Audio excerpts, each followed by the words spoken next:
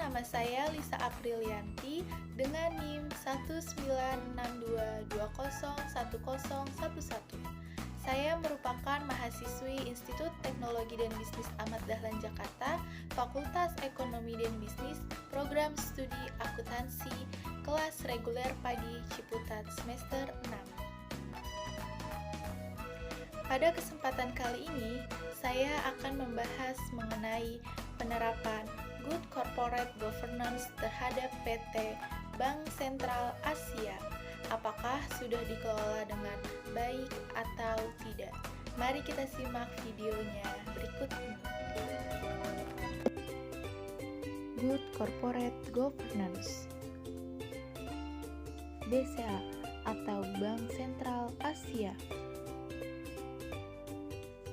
BCA pertama kali didirikan pada tanggal 21 Februari tahun 1957 oleh Sudono Salim.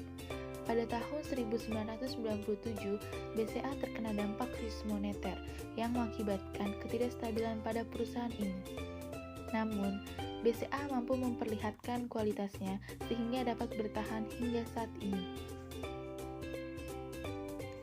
Didirikan pertama kali di Jakarta, kini BCA telah tersebar di seluruh wilayah Indonesia yang memiliki 16 juta nasabah, 17.193 ATM, 1.222 kantor cabang, dan lebih dari 440.000 mesin IDC. Grup BCA didukung oleh jaringan perusahaan yang memiliki profesionalisme di kreditabilitas tinggi, seperti BCA Syariah, BCA Finance, PT Sentral Sejahtera Insurance, PT Sentral Sentosa Finance, BCA Finance Limited Hong Kong, BCA FL, dan masih banyak lagi. Selanjutnya akan membahas mengenai sistem pengendalian internal atau disebut dengan internal control. Internal control merupakan proses yang dilaksanakan oleh setiap individu dalam perusahaan yang dirancang untuk memberikan jaminan yang wajar berkenan dengan efektivitas dan efisiensi operasi, keandalan pelaporan keuangan, serta ketaatan terhadap hukum dan peraturan berlaku. Internal Control Bank Sentral Asia memiliki 5 komponen kebijakan. Pertama, pengawasan oleh manajemen kultur dan pengendalian. Kedua, identifikasi dan penilaian rendah. Ketiga, kegiatan pengendalian dan pemisahan fund. Keempat, sistem akuntansi, informasi, dan komunikasi. Dan yang kelima adalah tindakan pemantauan dan tindakan koreksi penyimpangan. Selanjutnya ada internal control pada Bank Sentral Asia. Yang pertama, pengendalian keuangan. Kedua, pengendalian operasional. Ketiga, kepatuhan terhadap peraturan perundang-undangan lainnya. Selanjutnya akan membahas mengenai Good Corporate Governance.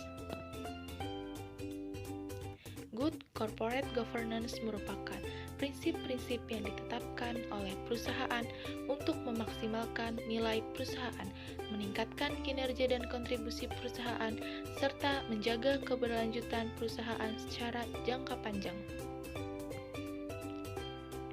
5 prinsip Good Corporate Governance. Yang pertama ada transparansi, kedua, akuntabilitas, ketiga, pertanggungjawaban, keempat, independensi, dan kelima, kewajaran. Pemenuhan prinsip-prinsip Good Corporate Governance pada Bank Sentral Asia. Pertama, transparansi atau transparansi. Bank Sentral Asia menyampaikan informasi penting yang sesuai dengan tata cara yang diatur dalam ketentuan pasar modal dan perundang-undangan.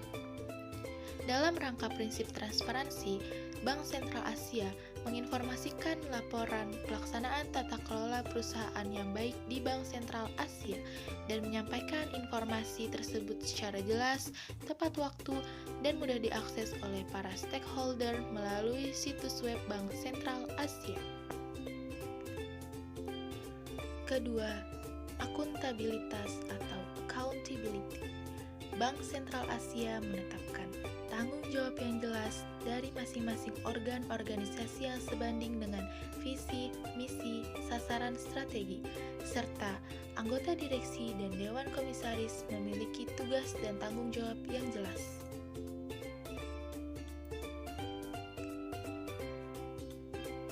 Ketiga, pertanggungjawaban atau responsibility.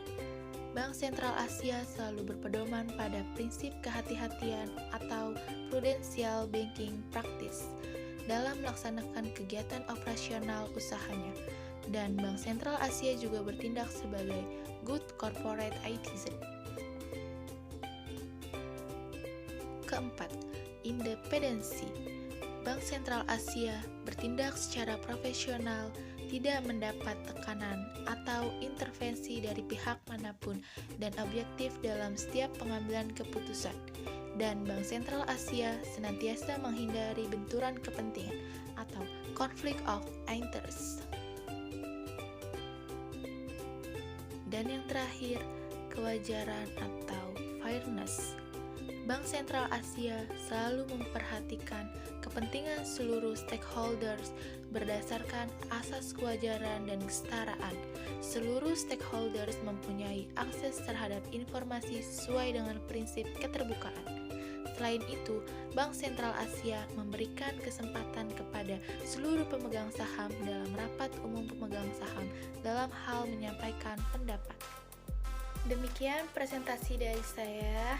Kurang lebihnya mohon maaf. Wassalamualaikum warahmatullahi wabarakatuh.